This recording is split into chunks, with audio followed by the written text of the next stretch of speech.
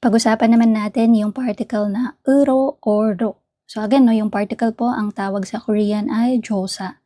And itong particle na uro or ro, ito po ay napakadaming gamit. So hindi ka pwedeng magbigay ng specific na term or word sa English man yan or sa Tagalog. Kasi nga, per usage, iba-iba yung pwedeng maging ibig sabihin niya. And based sa pagkaka-review ko sa particle na yan, meron tayong 4 main usage ng uro or ro. So, isa-isahin natin. Yung first usage niya is direction. So, it shows movement toward a place. Kapag ang statement mo ay sumasagot sa tanong na, to where should I go? Saan papunta? So, that time na, uro or ro. Examples, gusto kong pumasyal papuntang Seoul. 서울로 여행 가고 싶어요. 서울로 여행 가고 싶어요. Pumunta po kayo pakanan. Or pwede ding pakanan po ang punta ninyo. 오른쪽으로 가세요. 오른쪽으로 가세요.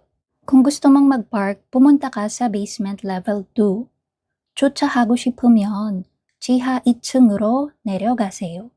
주차하고 싶으면 지하 2층으로 내려가세요. Lumipat ang kaibigan ko sa ibang bansa noong nakaraang buwan. 친구가 지난달에 다른 나라로 이사 갔어요.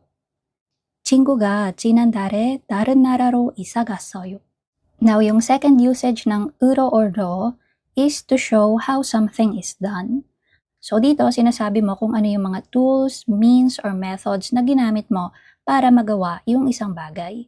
So, kapag ang statement mo ay sumasagot sa tanong na by what, so that time you can also use uro or ro. Examples, pupunta ako sa trabaho gamit ang subway. 지하철로 회사에 가요. 지하철로 회사에 가요. Uuwi ako sa bahay gamit ang taxi. 택시로 집에 가요. 택시로 집에 가요.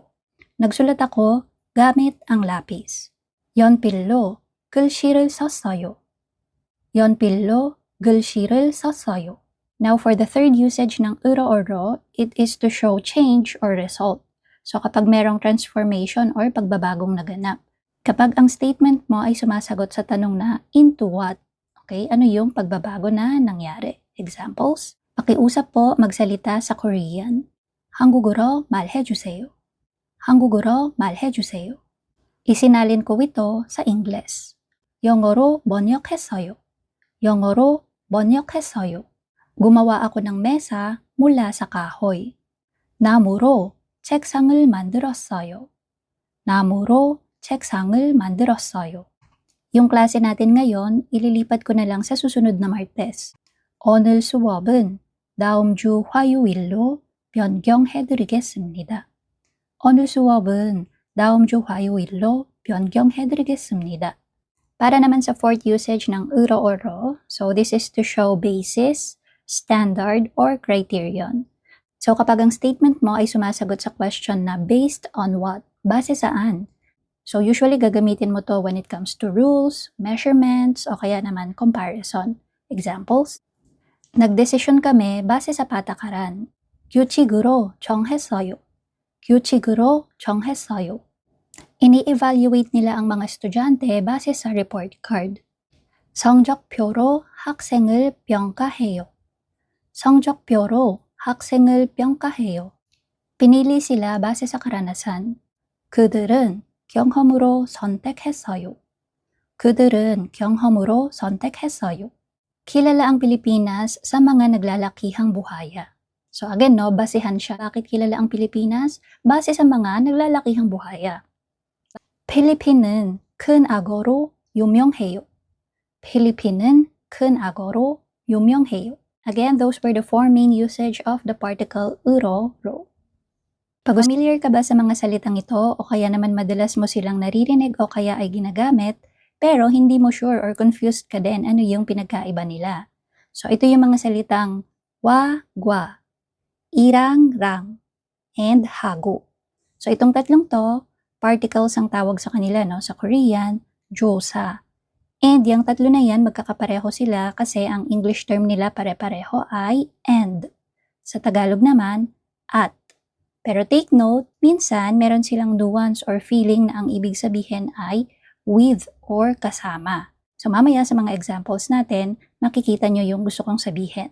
So ano naman yung pinagkaiba nitong tatlong to? Ang pinagkaiba lang nila is yung formality. So think of it this way. Wagwa, formal, irangrang, casual, hagu, neutral. Example sentences using yung tatlong particles na yan. For our first example, gagamit tayo ng same sentence, iiba-ibahin lang natin yung particle. So sasabihin ko, uminom ako ng kape at tsaa.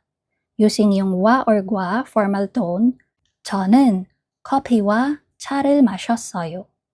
저는 커피와 차를 마셨어요. And then using yung irang or rang, so this time casual naman yung tone, we can say, 나 커피랑 차 마셨어. 나 커피랑 차 마셨어. Then using yung hagu, neutral tone, 저는 커피하고 차를 마셨어요. 저는 커피하고 차를 마셨어요. Or pwede ding, 나 커피하고 차 마셨어. 나 커피하고 차 마셨어. So again, yun lang po yung difference nung tatlong yan, no? Pare-pareho yung ibig sabihin and yung gamit, magkakaiba lang sa level of formality or tone. Now I'm going to give 2 more example sentences for each particles. So unahin natin yung wa or gwa. Ang Seoul at Busan ay malalaking lungsod sa Korea. 서울과 부산은 한국에서 큰 도시예요. 서울과 부산은 한국에서 큰 도시예요.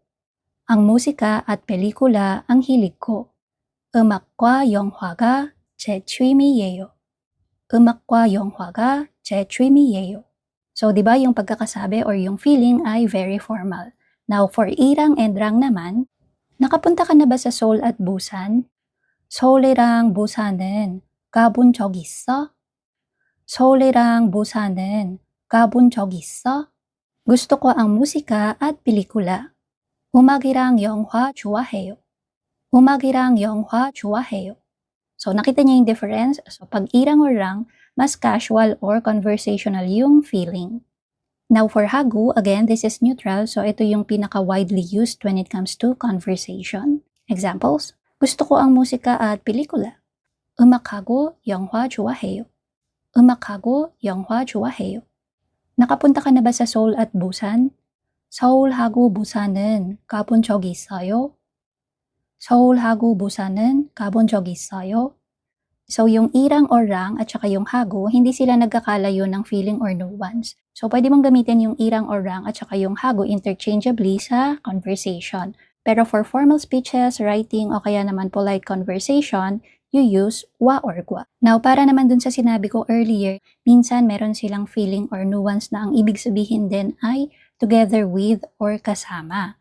Example ang sentence, 친구하고 공부했어요. Or, 친구랑 공부했어요. Ibig sabihin, ako at ang kaibigan ko magkasama kami na nag-aral. So, yung ganong cases po, no? Another example, sasabihin ko, 남편하고 출근했어요. Or, 남편이랑 출근했어요. Meaning niya is, pwedeng ako kasama yung husband ko. Sabay kami na nagpunta sa work. Okay? As in, magkasama kayo na nagpunta sa work. So, yun po yung cases na sinasabi ko kanina na pwede siyang magkaroon din ng ibig sabihin na together with or kasama. So, I hope clear po yung pagkakapareho at pagkakaiba ng mga particles na wagwa, irang, rang, at saka hagu.